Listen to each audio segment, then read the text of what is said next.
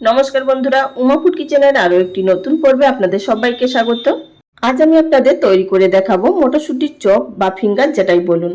এই সময় কিন্তু বাজারে প্রচুর মাত্রায় মটরশুঁটি পাওয়া যাচ্ছে, আর তাই দিয়ে আমরা নানান ধরনের রেসিপি তৈরি করে থাকি। তো বন্ধুরা, আজকের এই ভিডিওটি সম্পূর্ণ ভিন্ন ধরনের হতে চলেছে। আপনারা ভাবতেই পারবেন না মটরশুঁটি দিয়ে এত দুর্দান্ত স্বাদের একটি রেসিপি তৈরি করা যাবে। এটি কিন্তু বাচ্চা থেকে বড় সকলেরই ভীষণই পছন্দ হবে।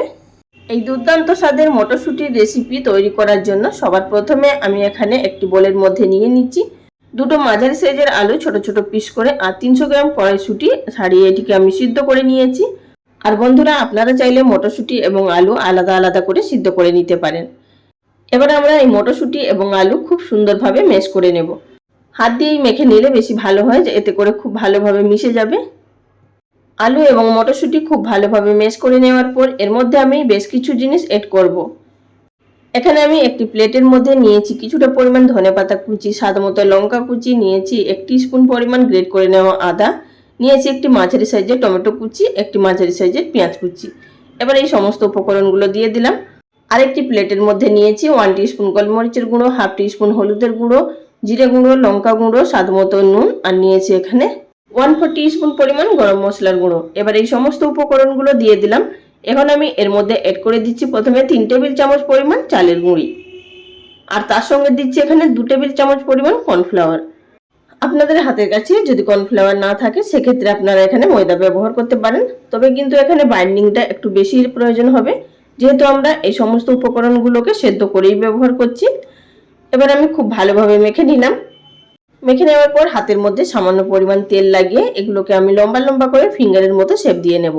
এগুলো আপনারা নিজেদের পছন্দ অনুযায়ী শেপ দিয়ে নিতে পারেন, লম্বা, চৌকো, গোল বা চেপটা। হাতের মধ্যে এইভাবে যদি একটু তেল লাগিয়ে নিয়ে গড়ে নেওয়া যায় তাহলে কিন্তু আর হাতের মধ্যে জড়িয়ে যাবে না। দেখতেই পাচ্ছেন আমার এখানে একটি ফিঙ্গারের শেপ দিয়ে নেওয়া হয়ে গেছে। একই রকম ভাবে আমি আপনাদের আরো একটি এখানে তৈরি করে দেখিয়ে দিচ্ছি, তাহলে আপনারা বুঝতে পারবেন। বন্ধুরা, এছাড়াও আমার চ্যানেলে প্রচুর ভাজাভুজির রেসিপি আপলোড করা আছে, আপনারা চাইলে দেখে নিতে পারেন। নিচে ডেসক্রিপশন বক্সে কিছু লিঙ্ক দিয়ে দেবো।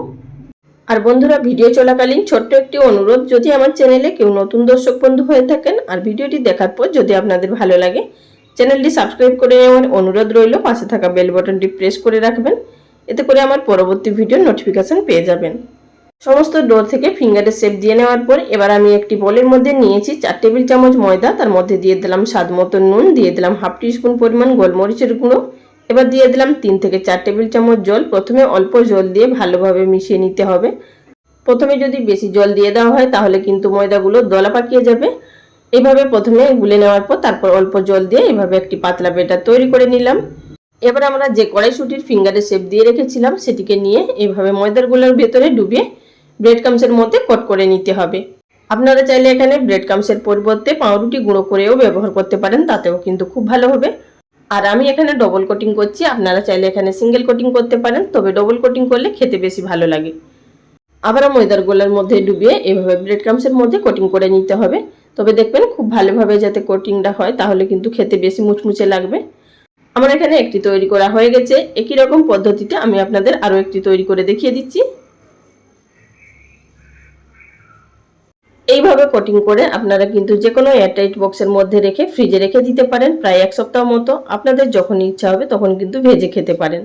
সমস্তগুলো একই রকম ভাবে তৈরি করে নেওয়ার পর এবার চলে এসেছি ভেজে নেওয়ার পদ্ধতিতে।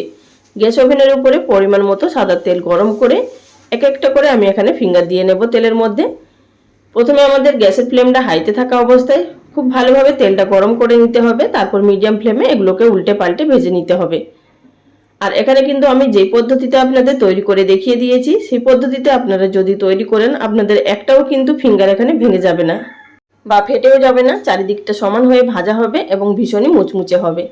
আমি এখানে উল্টে পাল্টে গোল্ডেন ব্রাউন করে ভেজে নিয়েছি। এবার এগুলোকে তেল থেকে উঠিয়ে নেব। আর দেখতেই পাচ্ছেন কত সুন্দর কালারটা এখানে এসছে। একই রকম ভাবে বাদ বাকিগুলোকেও ভেজে নেব।